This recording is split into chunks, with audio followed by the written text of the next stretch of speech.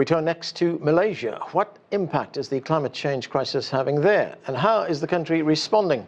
I talked earlier with Nik Nazmi Nik Ahmad. He's a member of parliament and a former Minister of Natural Resources and Environmental Sustainability for Malaysia.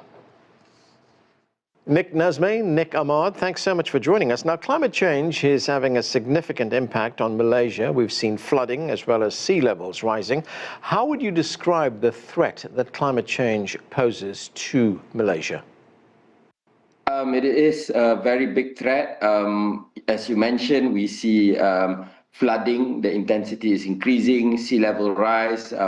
We have beaches that are disappearing on the east coast of the peninsula. We are having temperature rises in the cities due to the urban heat effect.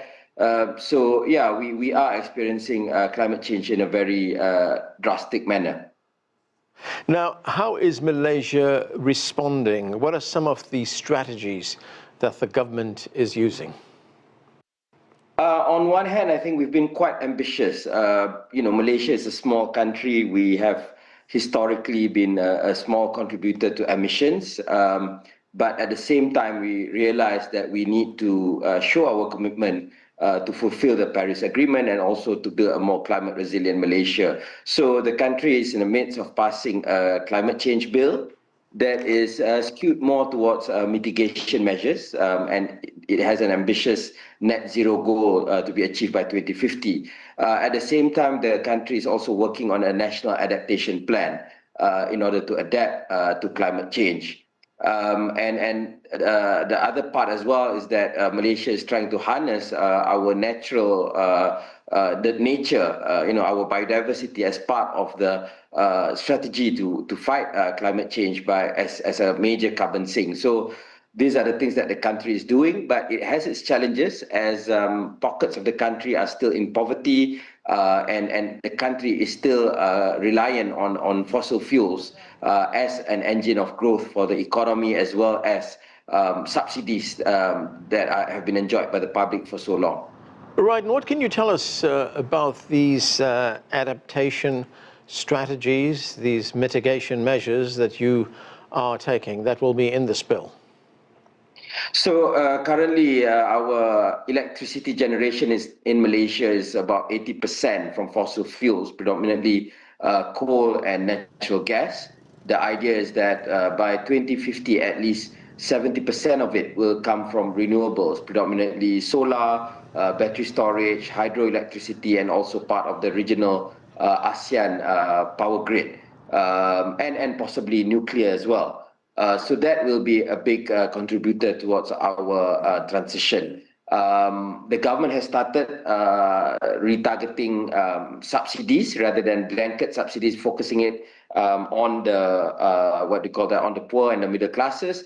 However, on petrol, the government has only implemented limited reforms due to fear of political backlash. In terms of adaptation, I think one of the concerns is how do we preserve our nature. The country has, since the Rio summit way back in 1992, committed to preserving 50% of its land surface as either forest or tree cover. This is something that there has been, although deforestation is still a problem in Malaysia, but the UN has recognized that the country has drastically reduced deforestation. So these are among the measures that the country is taking in fighting climate change. Now, you wrote an opinion piece in Al Jazeera recently in which you said that it's time that developed countries, industrialized countries, do more to help developing countries. Here in the United States, as you are aware, President Trump doesn't recognize climate change as a threat. In fact, he has called it a hoax.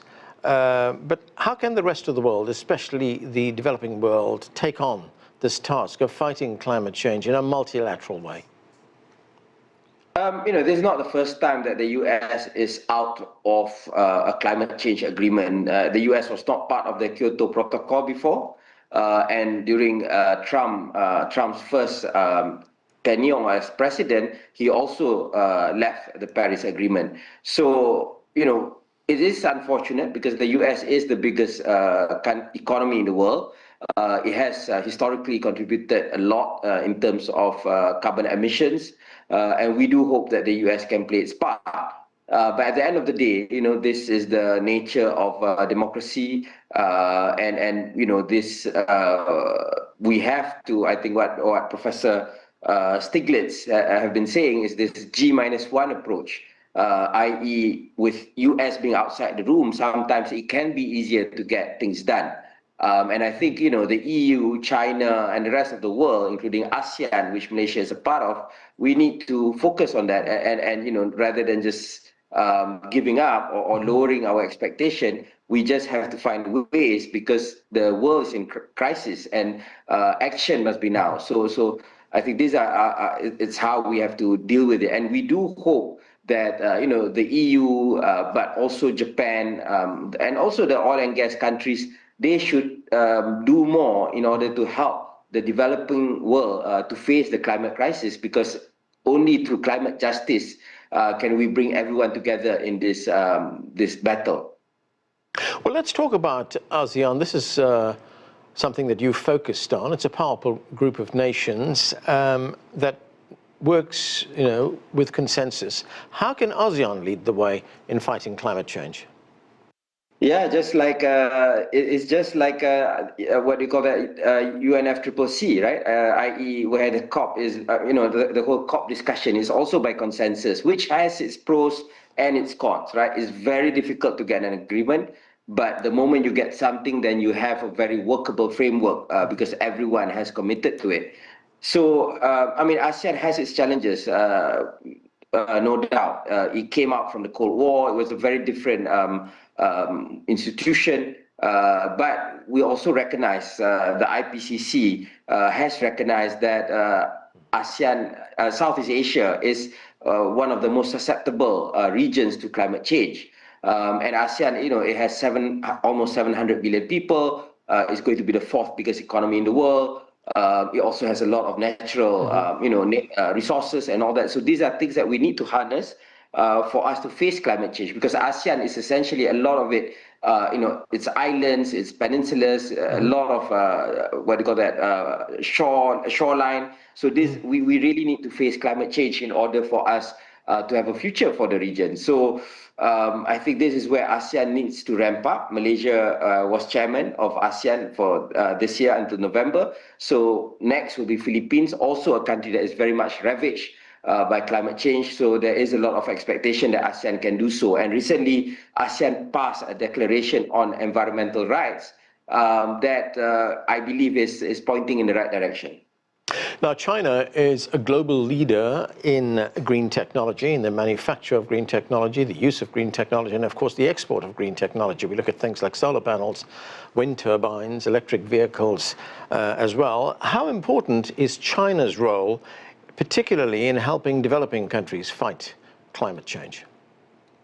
Well, first and foremost, I think, from a country like Malaysia, or most developing countries, I think a lot of us we are quite agnostic. Malaysia has a history of trading with the entire world, with the West, with China, and we have grown historically due to that openness. And if we look specifically, in order for us to face the challenges of climate change, it is our ability, or this choice of using the cheapest, but also the best and the most effective technologies available, because largely, we do not create these technologies. This is our strategy to face climate change.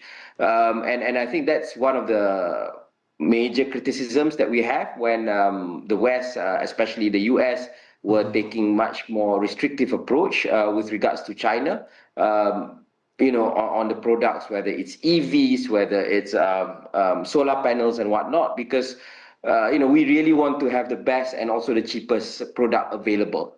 And the West also pursued similar strategies in the past. So we believe that, and China, I think it has a good track record in this sense. It's not, we are not entirely uncritical, but we believe we've seen how China has cleaned up its air, the air pollution that we saw in the Beijing Olympics. A lot of it has been overcome. We have seen how the acceleration of clean tech and clean energy, how it has dominated China in a big way. So these are lessons that we want to learn and also want to emulate in our own country. And again, it's not about China, it's not about the US. Any country that can provide us with the best and the cheapest tech, we would happy to adopt it. Okay, so we have to leave it there. Thank you so much for joining us. Thank you.